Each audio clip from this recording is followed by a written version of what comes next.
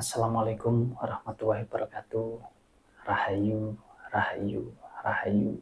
Salam sehat dan bahagia selalu untuk kita semua. Teman-teman, sedikit sharing saja ya. Kita belajar tentang kehidupan yang ya tentunya kompleks sekali ya. Ada banyak hal yang bisa kita bahas ya. Tapi pada kesempatan hari ini Mas Wahyu mau membahas tentang apa yang kemarin Mas Wahyu bahas bersama teman-teman ya. Jadi kemarin itu ada banyak teman-teman yang datang ke sini ngobrol dengan saya ya. Kemudian entah dari mana ceritanya waktu itu kita ini membahas tentang jimat ya teman-teman ya, membahas tentang jimat. Jadi kita menceritakan bahwa ada salah satu orang itu mempunyai jimat dan dianggapnya dia ini adalah sosok yang kebal terhadap senjata tajam teman-teman. Nah, kemudian kita ngobrol panjang lebar di sana. Nah, sekarang saya ingin ini kita sharing, kita saling belajar ya. Saya ingin berbagi ya melalui pengalaman dari apa yang kemarin kita ceritakan.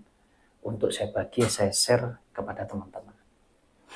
Intinya adalah bahwa jimat itu bisa dikatakan sama sekali nggak penting, sama sekali nggak berguna, sama sekali nggak bermanfaat, dan sama sekali tidak ada kekuatan apapun di dalamnya.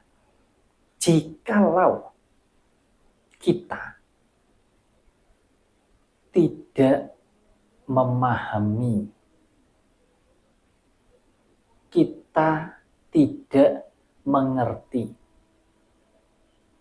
atas dasar apa jimat tersebut memiliki kekuatan atau memiliki sebuah kemampuan tertentu sehingga bisa untuk menghilang mungkin, bisa untuk tidak pedas bacok mungkin, atau punya dagangan bisa laris manis mungkin, atau kalau di rumah merasa rumahnya senantiasa ada yang menjaga atau melindungi. Jadi semua itu tidak akan pernah berfungsi jikalau kita tidak memahaminya. Memahami apanya, Mas?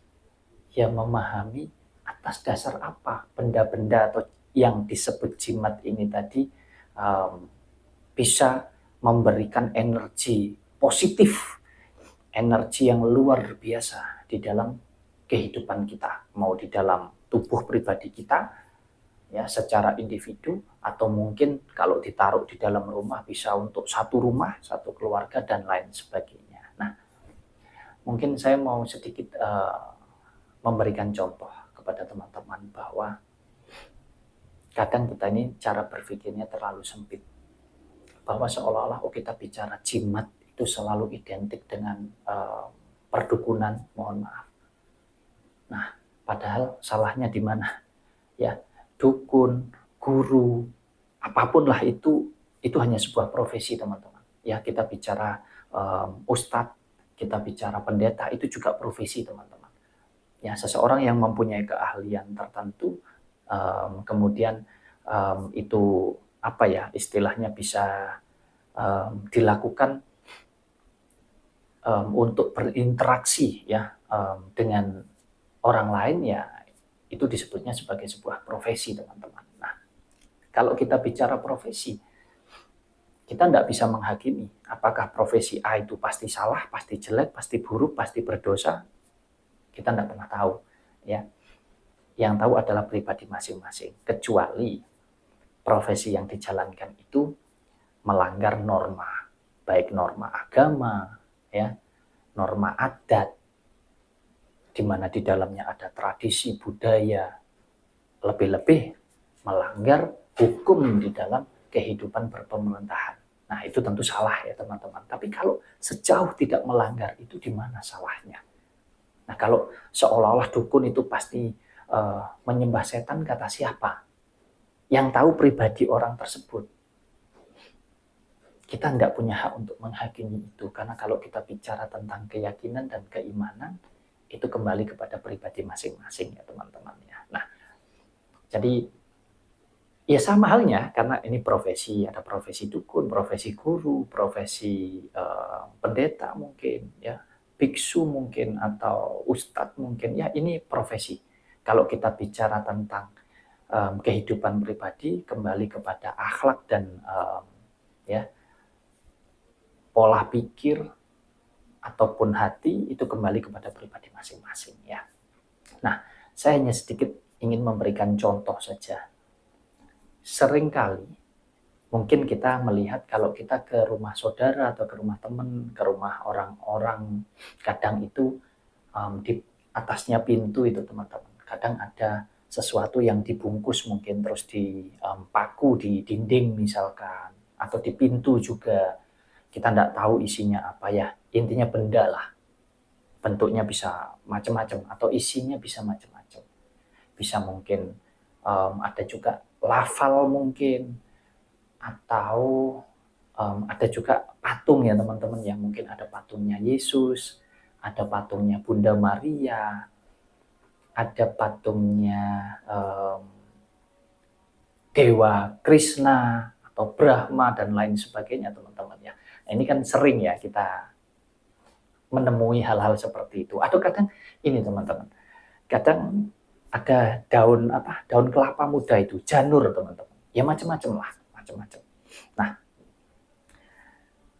ini contoh-contoh benda-benda yang ditaruh di dalam rumah yang mungkin menurut pemilik rumah diyakini itu sebagai sebuah pelindung, diyakini itu sebagai penyelamat dari hal-hal yang mungkin bisa mencelakai orang-orang satu rumah atau satu keluarga ini. Jadi kalau kita bicara itu, saya rasa itu kembali kepada pribadi masing-masing teman-teman ya, karena hidup ini bisa mudah, bisa juga sulit di dalam kita mencernanya, tergantung kepada kita sendiri. Nah, jadi kalau apakah benda-benda tersebut memang betul mempunyai kekuatan-kekuatan tertentu, saya rasa yang kuat itu diri kita teman-teman. Jadi yang mempunyai kekuatan itu sebetulnya yang ada di dalam pribadi kita. Masuknya adalah tentang benda-benda itu tadi, masuknya adalah tentang kepercayaan, tentang keyakinan. Nah, kalau kita nggak percaya, nggak yakin, kemudian lebih-lebih kita nggak iman, ya saya rasa nggak ada fungsi. Kenapa demikian? Ya karena kalau kita paham hakikat hidup yang sesungguhnya, bahwa ya hidup kita ini bisa dikatakan berdampingan, bisa dikatakan menjadi satu dengan Yang Maha Kuasa. Jadi sebetulnya semua bisa terjadi atas kehendak Yang Maha Kuasa melalui kehendak kita. Kurang lebih begitu. Jadi apakah itu semua penting? Ya menurut saya bisa sama sekali tidak penting. Tetapi kan setiap orang mempunyai kesenangan, pola pikir, kenyamanan yang berbeda-beda. Mungkin merasa yakin, merasa nyaman dengan melalui media-media tertentu. Atau bahkan kita bicara jimat, sikap, amalan, raja, dan lain sebagainya, dalam bentuk pusaka, dalam bentuk tulisan, dalam bentuk apapun itu, ada yang dibawa, ditaruh di dalam dompet, dan lain sebagainya. Ya kembali kepada pribadi masing-masing. Tapi kalau buat Mas Wahyu secara pribadi, sekali lagi, ini hanya sharing saja ya teman-teman ya. Jadi nggak perlu kita mencemooh seolah-olah, oh kalau pakai jimat ini berarti kamu musyrik, kamu percaya dengan dukun dan lain sebagainya. Padahal sebetulnya jimat ini untuk keseluruhan ya, universal lah istilahnya, umum.